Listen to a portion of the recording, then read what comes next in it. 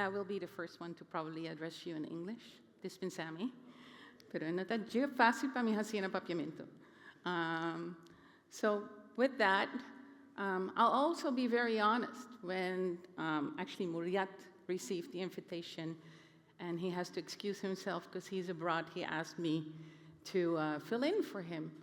And my first thought was, I'm no AI expert.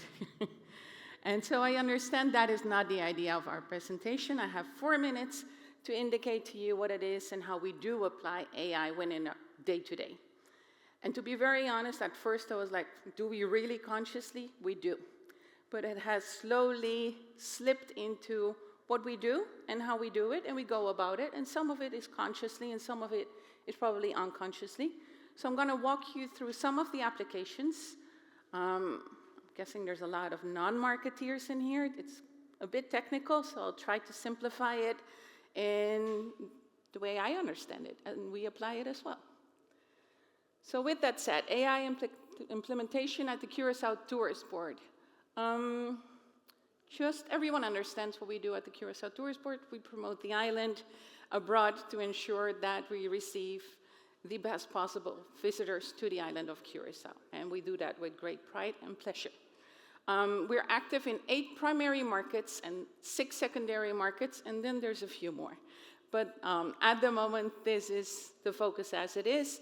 And why am I telling you this? With that, our focus and our day-to-day is primarily abroad. And therefore, that also brings a different focus on different cultures, traveler preferences, competitive dynamics. And so this all global playing field enables us, CTB, to engage in key partnerships. We work with a lot of different companies that support us in our day-to-day operations in all of these key focus markets. And so when maybe we do not directly engage in tools or applications that might apply AI, they do. And therefore we do as well. And we gain the benefits and sometimes also the challenges with that. So with that said, adoption of artificial intelligence within our organization, by no means am I going to say we're early adopters. We're not. But have we applied it so far? Yes, and that's what I'm going to show you. I'm going to highlight 2 different departments. One that is more comfortable to me, it's the marketing department, and the second one being our business intelligence department. And so over the past years, we have applied more and more AI-driven tools and applications, as I'd mentioned, and it is enhancing our efficiency. It helps us with data-driven decision-making. It helps us with customer engagement and optimizations, communications, et cetera, et cetera. So let's take a look at the marketing department. And so what I'm going to show you here are tools. And I'm going to walk through a few, and I'll explain what it is that we use them for, and then how AI comes into place. Meta Moderation Assist. For those on Facebook, there is a Curaçao Visitors Forum. We created it. We are not actively communicating in it. We want to ensure that visitors that come to the island have been to the island, and locals interact with each other and give each other the best tips and tricks on what to do on the island, therefore enhancing the experience on the island and expenditure on the island. Comment moderation is done through AI. We filter it, we look at it, but a lot of the comment moderation is also done with the Meta Moderation Assist tool. SEMrush is a tool that we use for search engine optimization. We want to make sure when people search information about Curaçao related to travel, that we appear higher up. We do that, for instance, by creating blog posts or asking guest writers, visitors, to write a blog post about the island. And that information, we ensure we run it through the keyword tool so that the words that are picked up easier appear, and so that we're ranked again higher. That is all AI-based nowadays. Not all, but a lot of it. And it helps us move faster in creating more and more. Blog posts, you might think that's an old practice in marketing. Because of AI, it's popping up again, the same with press releases. So we see that maybe some more traditional communication ways to talk about the island and have that live up there into the World Wide Web now needs to be fine-tuned to a method where it's written in such a way that our AI chatbots will pick it up and will ensure they have the most correct information as we'd like to see it. There's Google Analytics that we use cross-platform to see how people visit the website and some other of our applications, and the analysis that can be drawn for that to further personalize the information they're seeking for. There's Meta Business Manager that is for us to advertise on Instagram, Facebook to give you an indication, whereas Google Ads provides us a broader network to advertise in. We do this, given all the markets that I'd mentioned, in 6 different languages. And so AI applications within these tools help us optimize. It's not always ideal. Communicating in 6 different languages, and within those 6 different languages having even adaptations in language. To give an example, Colombia versus Argentina. Argentina needing the more formal. Dutch, the Netherlands versus Suriname. Suriname still likes their U. French, etc.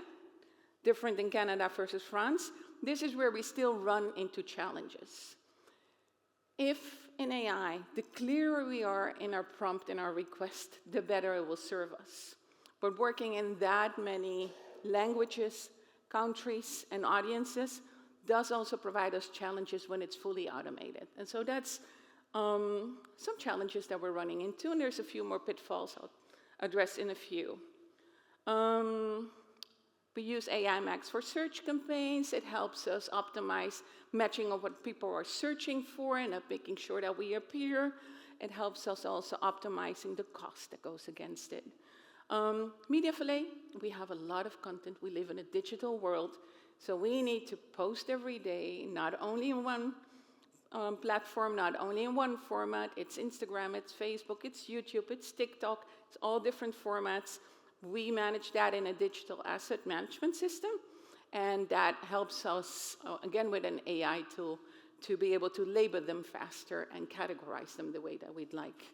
And then again, all of the partners that we have in the different markets have access to that tool, and this tool helps us to faster be able to personalize the messaging with the right visuals. And then the last one is search functionality on Curaçao.com. If you go to the website right now, you'll see a bot. It's not AI. We're looking into that right now, but it's still a very classic bot. And has there been solutions already? Yes. And this is where I'll give you the example of why haven't we not implemented AI-based yet? The price tag. Price tag that was offered to us at the beginning of this year versus today is very different. It's a lot cheaper right now. And we're even considering to build it in ourselves because we do have the right person to do that. So it's also, the question is, when do I buy into something? What is the price tag? And is it worthwhile for us to be able to do that at this particular moment? Or can we hold off? Because we have so many other priorities. In business intelligence, this department is managed by Christine Campagnai, who you might have seen or met in the past. We have a dashboard, and it's powered by Power BI. It's on a day-to-day basis. We can see exactly who comes in, where they come from, where they're going to stay, when they booked, etc. And so predictive analysis and forecasting using historical data that we build up is done through that. This is all part of the information that we gather with the digital immigration card. And then to add to that, we also do an exit survey. And that's where, for instance, SurveyMonkey comes in. It gives us, with AI tools, a lot more functionality when it comes to predictive scoring, the analysis of the survey, benchmarking of the net promoter scores, etc. And one that I do want to mention as well is Zendesk. A lot of people don't realize we have that nowadays as well. During COVID, a lot of people had a lot of questions when it came to travel requirements. And while that has eased up, as we all know, people got used to being able to just send in their questions.